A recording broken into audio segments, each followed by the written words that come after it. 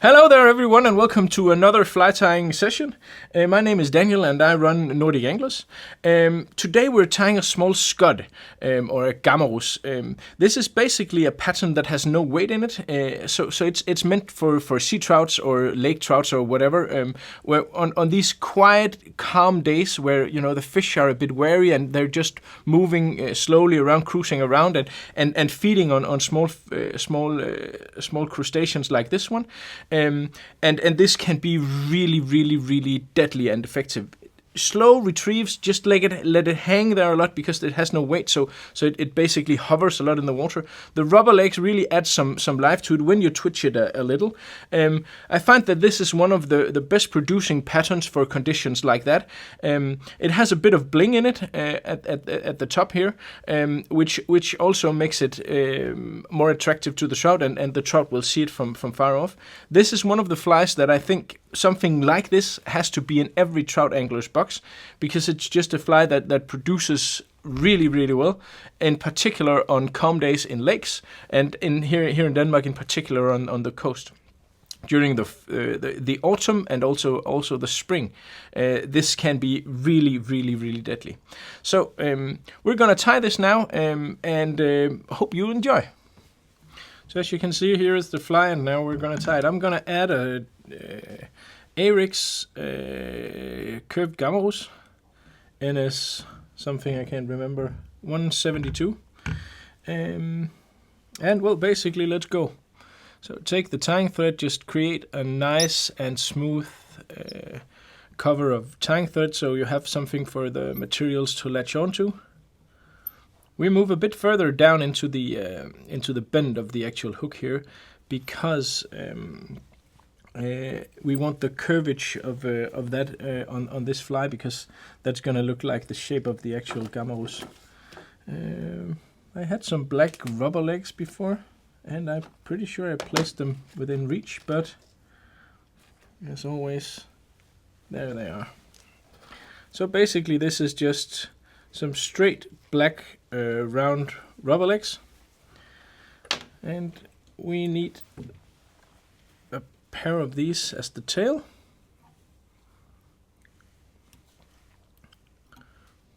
Basically just tie them here all the way back where you want the fly to start. Take a look at how they are placed on the hook. So they are sticking out to each side. There we go. Just gonna fasten this a bit further up along the hook shank here.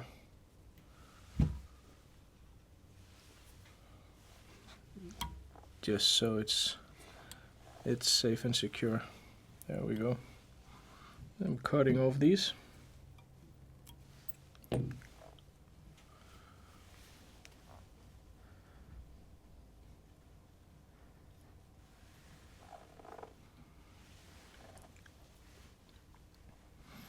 Then we're starting with the rib of the fly, and for this I'm going to use some mirage tinsel, because that gives a nice look of the rib, adds a bit of flash effect to the fly. So basically just tying this in to begin with. There we go. And then I'm going to take some flatbread.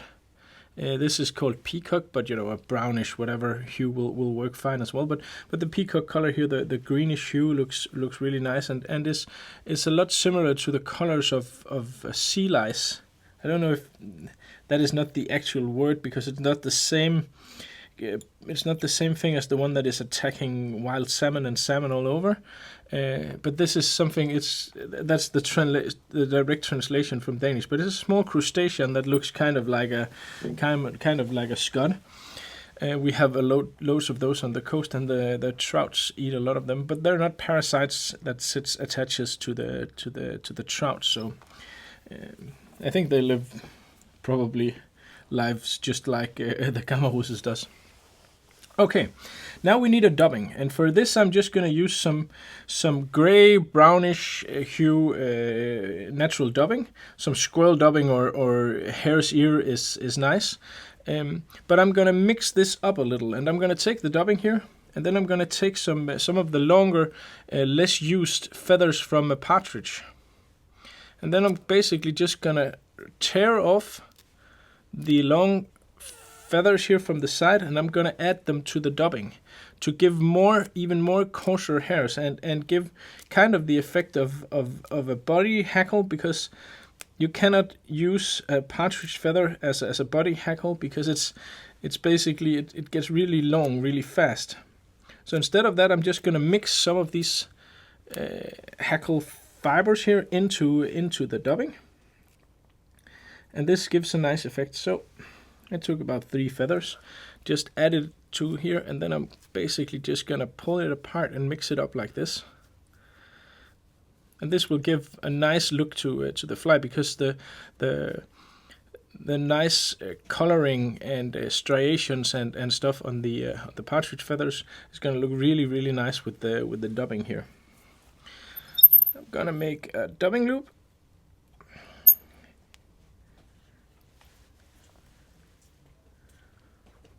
There we go. Move the thread all the way up to the eye. And here I'm going to attach the second pair of rubber legs now.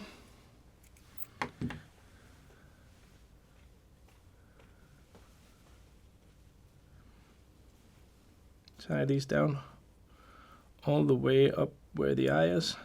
There we go.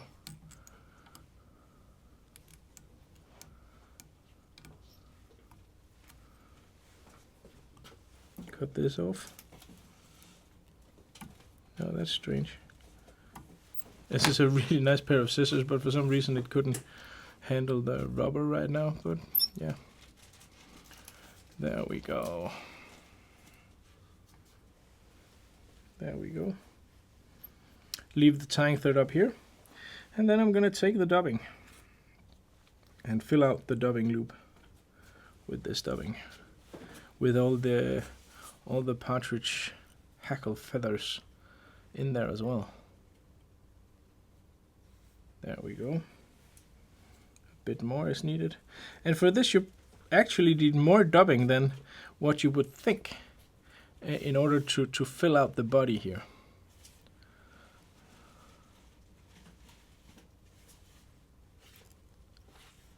I think this is about sufficient.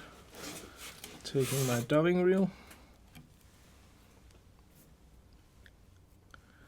spinning it, and there you can see you get this really nice, really shaggy dubbing from all the partridge feathers and all the squirrel or hare stuff.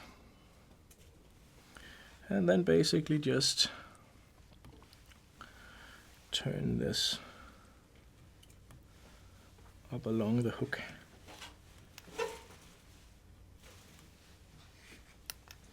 Making this fluffy body of all the dubbing, where it all stands out and looks really nice, exactly how we want it.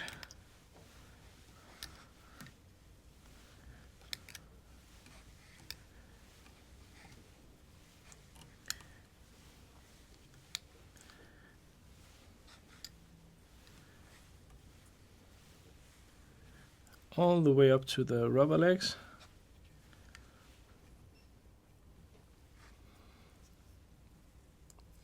Fastening and securing the dubbing loop here, and then cut the rest of this off all the way.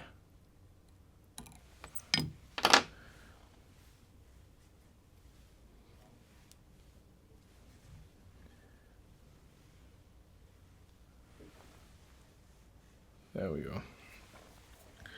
Then I'm taking my dubbing brush and just brushing the dubbing, so it's going to be more underneath, making room for my shell here. And this has to go right on top, if that's possible. It should be. Ugh.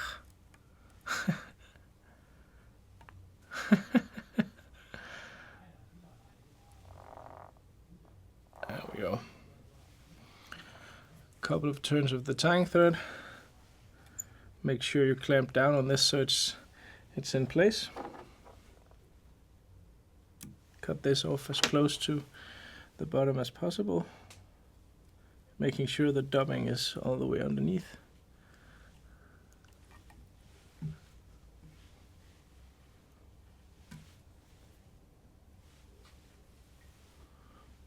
Then turning my rib here.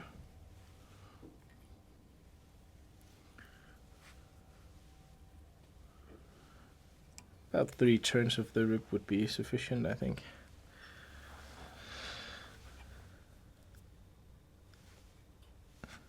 There we go. Applying some pressure.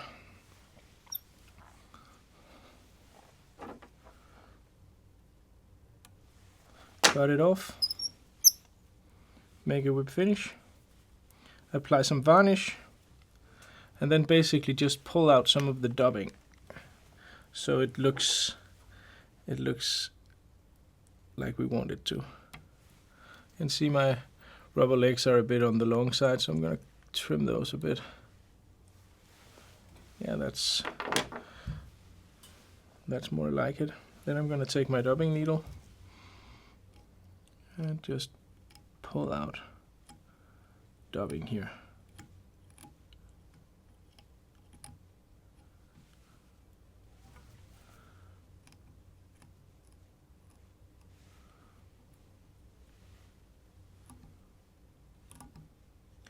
Without, of course, breaking my rib.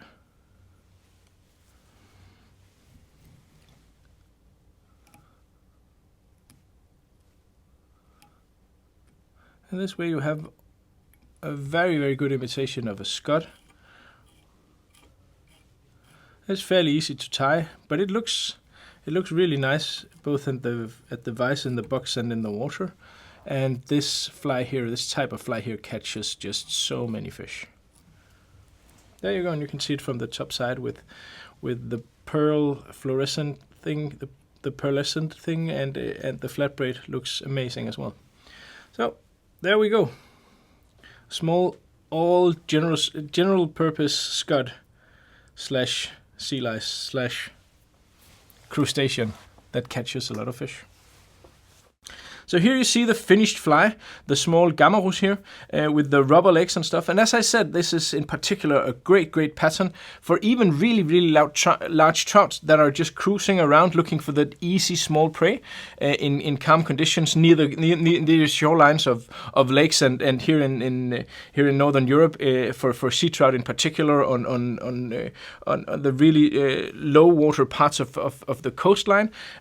This can be on calm days, as I said, one of the best producing patterns. So I urge you to get something like this or this particular pattern. This has produced really well for me in your box, because you will not regret that.